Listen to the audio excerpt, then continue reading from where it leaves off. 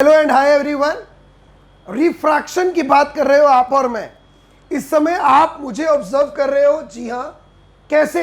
एक लेंस के थ्रू जो मेरे कैमरे पर लगा है, वो लेंस क्या कर रहा है? मेरी इमेज आपको आपके मोबाइल फोन पर या लैपटॉप पर इस समय दिखा रहा है। ये भी रिफ्रैक्शन है।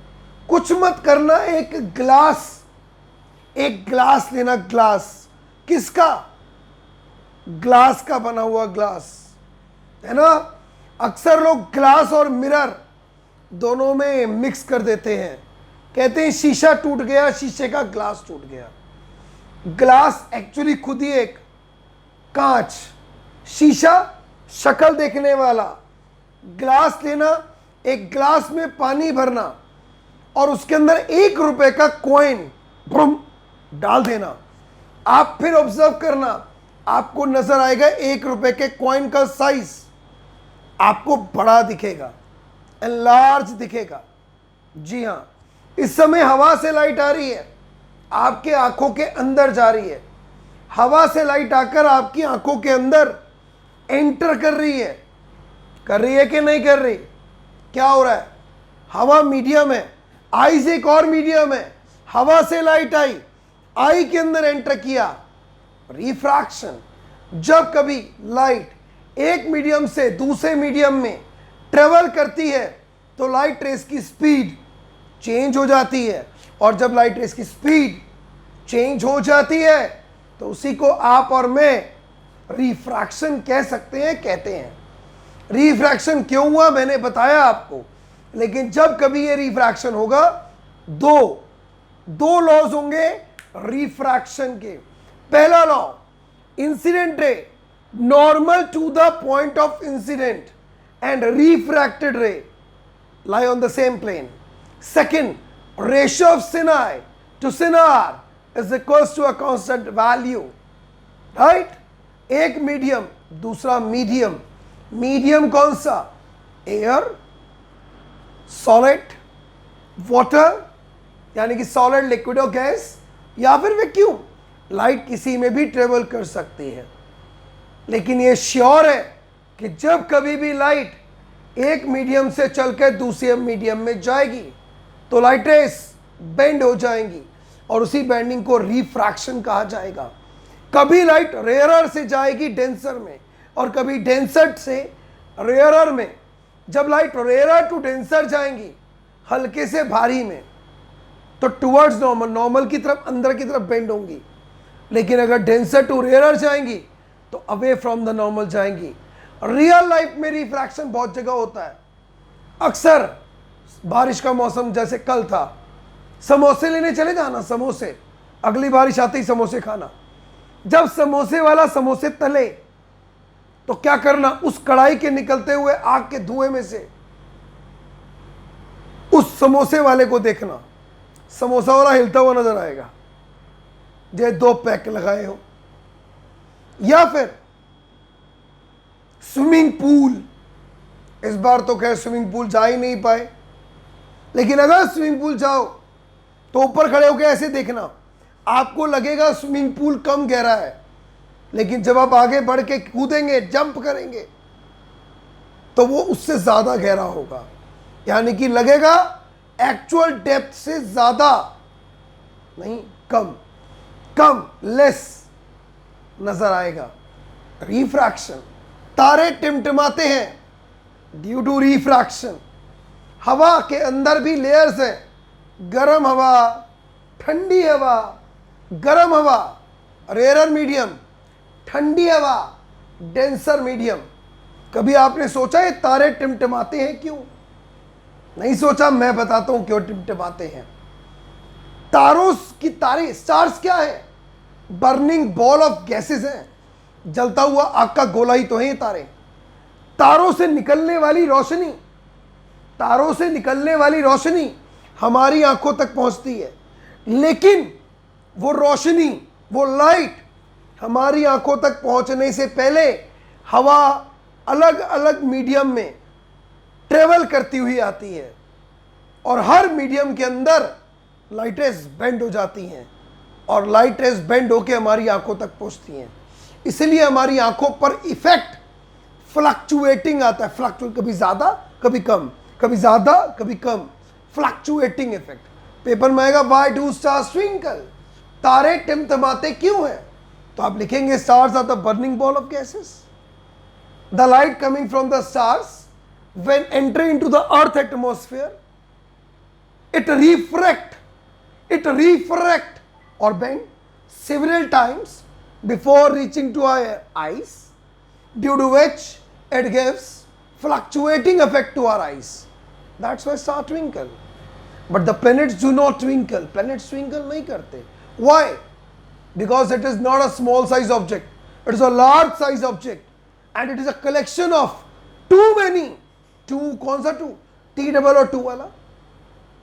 प्लेनेट बहुत सारे छोटे छोटे ऑब्जेक्ट्स का कलेक्शन है, कलेक्शन है। तो उनमें से निकलने वाली रोशनी जब निकलती है, छोटे छोटे ऑब्जेक्ट में से जो रोशनी निकलती है, वो एक दूसरे के फ्लक्चुएटिंग इफेक्ट को, एक दूसरे के ट्विंकलिंग इफेक्ट को नलीफाई, खत्म कर देती है। कभी देखना, बहुत सिंपल सा है, घर के अंदर क्या चमकता है? अक्सर छोटी चीज ज्यादा चमकेगी और बड़ी चीज कम चमकेगी। कई बार क्या होता है, स्कूल से कोई वर्क मिलता है, चार्ट बनाने को मिलता है, प्रोजेक्ट वर्क मिलता है, हम स्पार्कल यूज करते हैं। स्पार्कल कई बार एक छोटा सा दाना पीस यहां लग रहता है, यहां लगा रह जाता है, बड़ा शाइन करता है। आप सामने कहते हो भाई स्पार्कल लगा यार, क्योंकि वो अलग से शाइन कर रहा होता है। जितना साइज छोटा होगा उतना स्पार्कल ज्यादा करेगा। कुछ मत करो यार, अपनी घर के टॉप फ्लोर पे खड़े हो जाओ और रूफ राइड का मजा लो, टॉप पे खड़े होकर दूर देखो, आपको सारी छोटी छोटी लाइटें स्टार अपीयर्स होंगे, सारी अपीयर्स होंगी। दिवाली पे जो लाइट का मजा है वो ट्विंकलिंग लाइट का, छोटी लाइट का ज्यादा मजा होता है, छोटी लाइट ट्विंकल ज्यादा करती है। तो ये सच है कि हवा में भी रिफ्रैक्शन हो रहा है। आज आपको जान के शायद अटपटा और चटपटा लगे, जी हाँ, सूर्य यानी कि सन एक्चुअल में राइज होता नहीं है, एक्चुअल में सनराइज नहीं होता। आपको सनराइज होने से पहले 2 मिनट पहले, एक्चुअल से 2 मिनट पहले नजर आ जाता है। और एक और बात शॉकिंग है, डूबने के 2 मिनट बाद तक नजर आता है। उदय होने से 2 मिनट पहले नजर आ जाता है और डूबने के बाद भी 2 मिनट तक नजर आता है, जिसे हम कहते हैं एडवांस सनराइज और delayed sunset. Advance sunrise and delayed sunset. अगर ये हम बुक देखें, हम सब अपनी बुक में एनसीईआरटी का पेज नंबर एक बार 195 खोलें, 195 पेज खोलें। All of you open page number 195। Yes, तो I will show you something. Figure number 11.10। Yes, figure number 11.10। Look at, centre में अर्थ है, अर्थ पर एक ऑब्जर्वर खड़ा है, सामने हॉराइजन पे सन है, लेकिन सन ऊंचा दिख रहा है। जितनी उसकी एक्चुअल पोजीशन है उससे ऊपर हमें नजर आ रहा है। दिखा, नीचे लाइन में लिखा है atmospheric refraction effect at sunrise and sunset. Hope so you will able to see. ये क्या है? ये वही है। ये भी किसका चमत्कार है? ये भी चमत्कार है रिफ्रैक्शन का। लेकिन ये रिफ्रैक्शन क्यों हुआ? एयर के अंदर जो अलग अलग गर्म हवा, ठंडी हवा, एयर की जो डिफरेंट लेयर्स है, उनके अंदर से जब एयर के अंदर से लाइट ट्रेवल करके आई तो रिफ्रैक्शन हुआ। अब क्योंकि एयर के स्फीयर को आप और मैं कहते हैं एटमॉस्फेयर, तो इसलिए रिफ्रैक्शन को, इस रिफ्रैक्शन को हम कहते हैं एटमॉस्फेरिक रिफ्रैक्शन। चलो इसी बात पे खोलते हैं एनसीईआरटी का page number 194। Page number 194। Hope so कि आपने खोल लिया है। तो चलो एक चीज और दिखाते हैं। 194 में फिगर नंबर 11.9 देखिए सब लोग। Figure number 11.9। Let me help you. Yes, this is the picture. Hope so you are able to see now. देखिए, स्टार की अपनी खुद की एक एक्चुअल पोजीशन है, ये देखिए स्टार की एक्चुअल पोजीशन कुछ और है और दिख कुछ और रहा है। स्टार एक्चुअली कहां पर है, यहां पर दिख रहा है, यहां पर ऊंचा। तो स्टार्स की जितनी एक्चुअल पोजीशन होती है उससे ऊंचे हमें नजर आते हैं। Why, how is it so? That is also due to atmospheric refraction. बड़ा सिंपल है, कंफ्यूज मत होना। Refraction is the bending of light when light travel from one medium to another medium. Medium can be rarer or denser. Rarer हल्का, denser भारी। और जब light एक medium से दूसरे मीडियम में जाएगी तो लाइट रेज बेंड हो जाएगी। और क्योंकि यहां पे बेंड इसलिए हुई क्योंकि एटमॉस्फेयर था, इसलिए उसे कहते हैं एटमॉस्फेरिक रिफ्रैक्शन। इसके फिनोमिनास बताएं। Advance sunrise, delayed sunset. Star की पोजीशन एक्चुअली जो होती है उससे हायर अपीयर होती है, या फिर स्टार ट्विंकल जो करते हैं, that is all because of due to atmospheric refraction. गर्मियों के अंदर अक्सर गर्मी जब बहुत बढ़ जाती है तो कभी जब स्कूल से 2, 2:30, 3 बजे हम बस पे वापस आते थे स्कूल वैन में, तो कभी देखना वैन के शीशे से बाहर सड़क के ऊपर आपको ऐसे दूर जाता हुआ साइकिल वाला ऐसा हिलता हुआ नजर आता है। That is due to atmospheric refraction. कई बार देखना जब आप रात को अपने मम्मी पापा के साथ लॉन्ग ड्राइव पर पराठे खाने के लिए जाते हो, आप क्या देखोगे, आपके पापा की कार के शीशे से, ग्लास से जब दूर जा रही व्हीकल को आप देखोगे तो उसके सामने से आने वाली कार या जाने वाली कार की लाइट ट्विंकलिंग, आपकी आंखों में ट्विंकलिंग इफेक्ट देती है। That is due to atmospheric refraction. अगर मैं एक लाइन में डेफिनेशन बोल दूं, the refraction caused due to different layers of atmosphere, that is called atmospheric refraction.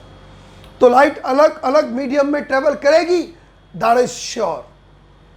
कभी सॉलिड में, कभी लिक्विड में, और कभी गैस में, और कभी वैक्यूम में, लेकिन मीडियम या तो रेयरर होने वाला है और या फिर डेंसर होने वाला है। कभी मीडियम हल्के से लाइट डेंसर में जाएगी, कभी डेंसर से रेयर में जाएगी, रेयर टू डेंसर जाएगी, टूवर्ड्स नॉर्मल, नॉर्मल की अंदर की तरफ बेंड होगी, अवे फ्रॉम द नॉर्मल जाएगी जब लाइट डेंसर टू रेयर जाएगी, दूर भागेगी। बिल्कुल ऐसे जैसे मम्मी पापा से दूर जाओगे आप तो आपको आज़ादी मिल जाएगी।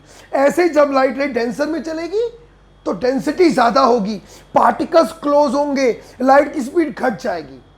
सिमिलर जाम में गाड़ी चलाओगे तो स्लो चलेगी, खुली सड़क पर चलाओगे तो गाड़ी फास्ट चलेगी। जितना मीडियम डेंसर उतना लाइट स्लो हो जाएगी, जितना हल्का, जितने पार्टिकल्स की डेंसिटी कम उतना ही मीडियम रेयरर और उतनी लाइट की स्पीड फास्ट। लेकिन ये ऑलरेडी प्री डिसाइडेड है कि किस मीडियम में लाइट जाकर कितना बेंड होगी, दैट इज प्री डिसाइडेड। लेकिन कौन से मीडियम में लाइट रेस कितनी बेंड होंगी, जब हम ये फाइंड करेंगे तो उसे आप और मैं कहेंगे refractive index. Refractive index, index generally हम स्कूल की कॉपी में बनाते थे, फर्स्ट पेज पे मैडम कहती थी लिख लो ताकि यूज करें, पर रिफ्रैक्टिव इंडेक्स को आज तक हमें यूज करना आया नहीं। लेकिन यहां पे क्या है, रिफ्रैक्टिव यानी कि bending ability of light in a particular medium. एक लाइट किस मीडियम में जाकर कितना बेंड होगी, that is denoted by this small m. न्यू भी कह सकते हैं इसे, रिफ्रैक्टिव इंडेक्स। क्या आप निकाल सकते हो रिफ्रैक्टिव इंडेक्स? जी हम निकाल सकते हैं। कितने तरीके हैं मेरे पास? मेनली पहले बात करूंगा 2 तरीकों की। जैसे कि मैंने आपको पढ़ाया था, 2 लॉज होते हैं रिफ्रैक्शन के।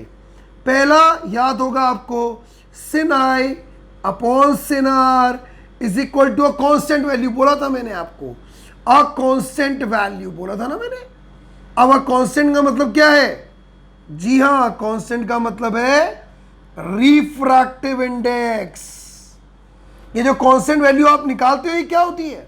Refractive index. अगर आपको एंगल ऑफ इंसिडेंस पता है, एंगल ऑफ रिफ्रैक्शन पता है, और आप उसकी सिन की रेशो यूज करो, जो कि आप ट्रिगोनोमेट्री में सीखोगे या सीख चुके होगे, तो एक कांस्टेंट वैल्यू आएगी। वो क्या होगा? वही होगा रिफ्रैक्टिव इंडेक्स। पहला तरीका। दूसरा तरीका, अगर आप रिफ्रैक्टिव इंडेक्स निकालना चाहते हो किसी भी मीडियम का, फॉर एग्जाम्पल आप निकालना चाहते हो मीडियम 1 का, जब लाइट रे कहां से आई? 2 से आई। क्या निकालना चाहते हैं आप? Refractive index of medium 1। English में बोलते हैं refractive index of medium 1 when light coming from 2। नहीं, ये आपकी जनरल लैंग्वेज हो जाएगी। आप बोलोगे refractive index of medium 1 with respect to 2। Yes, you heard it right, refractive index of medium. अब इसको मैं कैसे बोलूंगा? इसे बोलूंगा refractive index of medium 2 when light rays coming from 1। अब ये 2 और मीडियम 1 क्या चीज है? बहुत सिंपल है। लाइट मान लो एयर से आई, वाटर में गई, तो आपका वाटर सेकंड मीडियम है, एयर फर्स्ट मीडियम है। Got it? अगर मैं कहूं रिफ्रैक्टिव इंडेक्स ऑफ 1 विद 2, इसका क्या मतलब है? मान लो ग्लास से आई और पेट्रोल में गई, तो पेट्रोल आपका सेकंड मीडियम हुआ, ग्लास आपका पहला मीडियम। डिपेंड करता है, सुनना ध्यान से। फॉर एग्जांपल है, मैं फिगर बना दूं, अगर मान लो पहला मीडियम है पेट्रोल और दूसरा मीडियम है ग्लास, ये आपका नॉर्मल। लाइट रे आई पेट्रोल से, गई कहां? ग्लास में गई, बेंड हो गई कि नहीं हुई? अब आप निकालना चाहते हो रिफ्रैक्टिव इंडेक्स ऑफ ग्लास। कहां से लाइट है? पेट्रोल से, तो इसे ऐसे लिखोगे। सीख लो, बहुत इंपॉर्टेंट है, बहुत इंपॉर्टेंट है। Refractive index of glass with respect to petrol, this is the meaning. अब मैंने अगर लिखा N21, what do you mean by that? Refractive index of medium 2 with respect to 1, refractive index of medium 1 with respect to 2। Got it? कैसे निकालोगे वो सुनो। कहां से लाइट रेज आई? ये देखो, 1 से आई, तो जो लाइट की स्पीड 1 में थी उसे ऊपर रखोगे। कहां गई? सेकंड में गई, तो जो लाइट की स्पीड मीडियम 2 में थी उसे नीचे रखोगे। तो इस तरह से आप निकाल सकते हो किसी भी मीडियम का रिफ्रैक्टिव इंडेक्स। फॉर एग्जांपल 1 का निकालना चाहते हो, 2 से आई, तो जो लाइट की स्पीड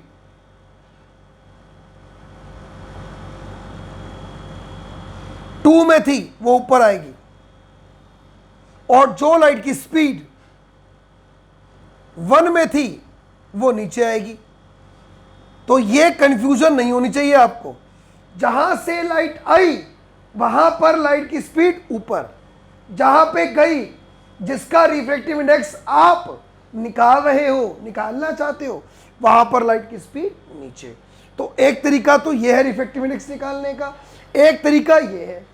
अब इसे शॉर्ट फॉर्म में क्या लिखूं? V1, आपकी बुक में लिखा हुआ है, देख लेना। V2, इसे लिख दो V2, और इसे आप लिख सकते हो V1। राइट? अब खुद सोचो, लाइट का अगर आप एक मीडियम से आई और दूसरे मीडियम में गई, आप दूसरे मीडियम का रिफ्रैक्टिव इंडेक्स फाइंड करना चाहते हो, तो आप क्या करोगे? जहां से लाइट आई है वहां पर लाइट की स्पीड न्यूमरेटर में, और जहां लाइट गई है वहां पर लाइट की स्पीड डिनोमिनेटर में। भूलना नहीं, ठीक है? अब खुद सोच के देखो, सबसे ज्यादातर केसेस में पहला मीडियम क्या है? अब तुमने चश्मा पहना है, जिसने ही पहना है चश्मा, लेंस पहना है, ज्यादातर लाइट कहां से आ रही है? हवा से, ग्लास में जा रही है। स्विमिंग पूल में लाइट कैसे जाती है? हवा से, पानी में। ज्यादातर पहला मीडियम क्या होता है? हवा। तो इसीलिए जब आप जनरली किसी भी चीज का रिफ्रैक्टिव इंडेक्स निकालते हैं तो स्पीड ऑफ लाइट जो एयर में है उसे ऊपर रखते हैं, जिसे शॉर्ट फॉर्म में आप कहते हैं C, और उस मीडियम का जिसकी आप रिफ्रैक्टिव इंडेक्स निकाल रहे हो उसे आप रखोगे नीचे। Got it? तो ये फॉर्मूला बनेगा, और इसे कहेंगे क्या? इसे कहेंगे आप, ध्यान रखना क्या कहेंगे, जब लाइट रेस का पहला मीडियम क्या हो, एयर, तो इसे आप कहते हैं एब्सोल्यूट रिफ्रैक्टिव इंडेक्स। यानी कि जब आप किसी मीडियम को रिफ्रैक्टिव इंडेक्स निकालते हैं विद रिस्पेक्ट टू एयर, तो उसे कहते हैं एब्सोल्यूट रिफ्रैक्टिव इंडेक्स, जिसका फॉर्मूला है n is equal to c upon we.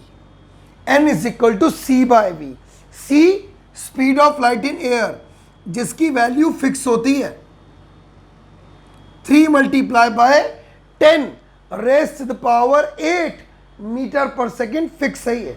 Speed of light in air fix है। n refractive index, c speed of light in air, v speed of light in medium. Refractive index तो क्या होता है, absolute refractive index when you find refractive index of any medium with respect to air.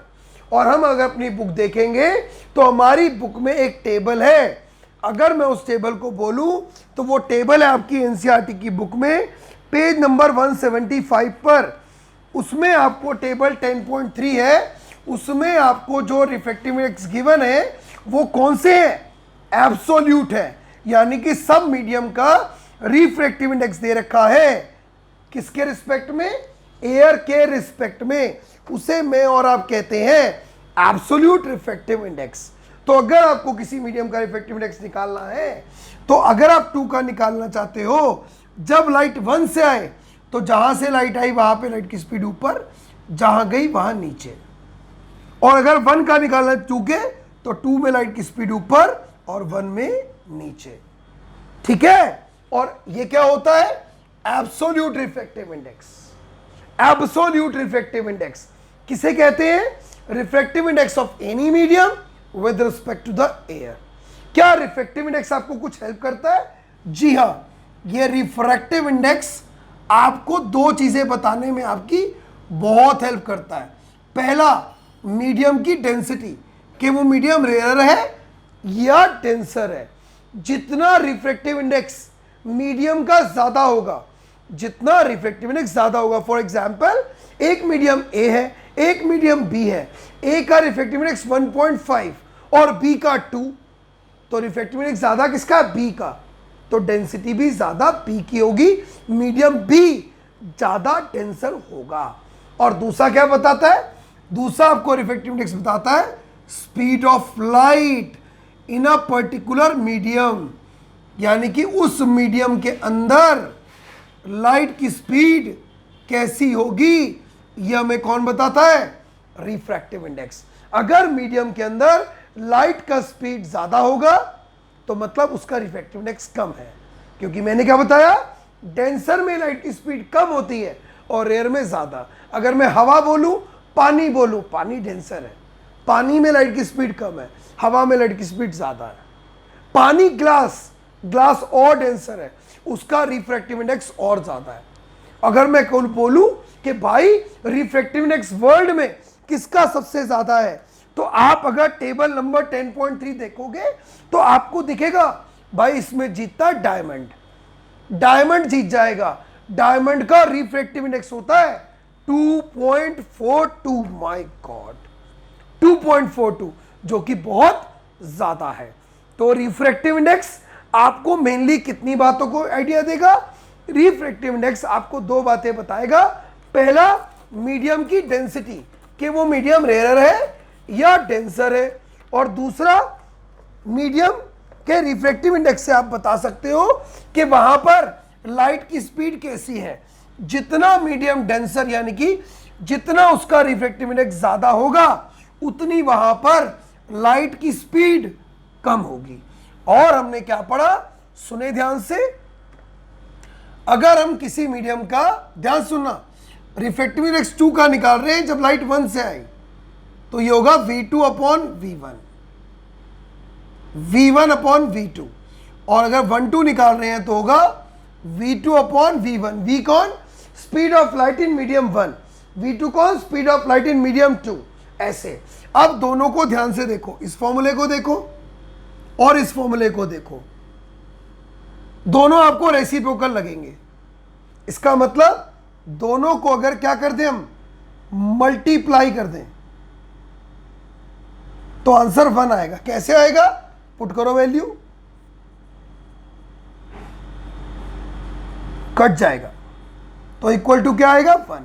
तो इससे आपका एक formula बन गया। अब ये फॉर्मूला कहां यूज होगा, आपके मन में आ रहा होगा, मैं बताता हूं। फॉर एग्जाम्पल पेपर में आया रिफ्रैक्टिव इंडेक्स ग्लास का पता है, जब लाइट वाटर से आई, ठीक है, कुछ भी पता है, मान लो 2.5 एग्जाम्पल, और आपको कहता है कि वाटर विद ग्लास निकाल दो, तो आप क्या करोगे, आप इसके लिए ये फॉर्मूला यूज कर लोगे कि दोनों को मल्टीप्लाई करके 1 आएगा, यानी कि glass water into water glass is equal to 1। अब जो वैल्यू पता होगी उसे आप पुट कर दोगे, राइट।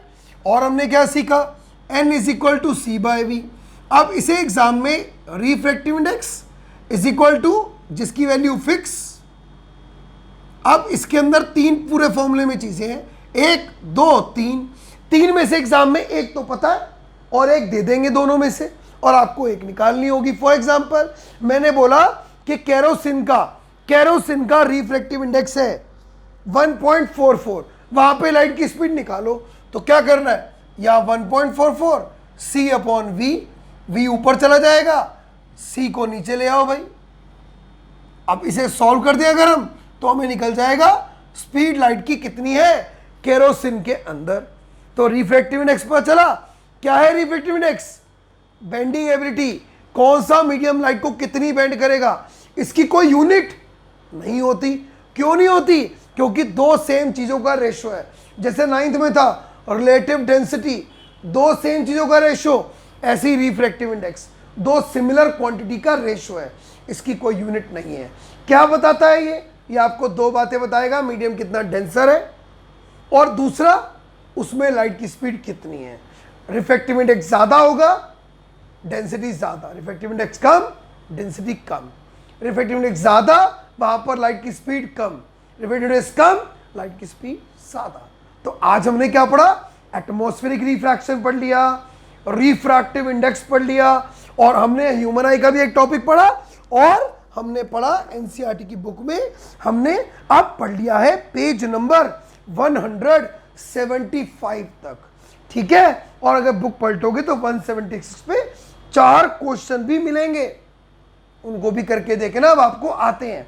और हमने क्या पढ़ा, हमने पढ़ा ह्यूमन आई में टॉपिक एटमॉस्फेरिक रिफ्रैक्शन, तो हमने ह्यूमन आई का भी टॉपिक पढ़ा है आज, ठीक है। अगली वीडियो में मैं और आप करेंगे refraction through lenses, concave, convex, वही वाले, ठीक है। सी यू, बाय।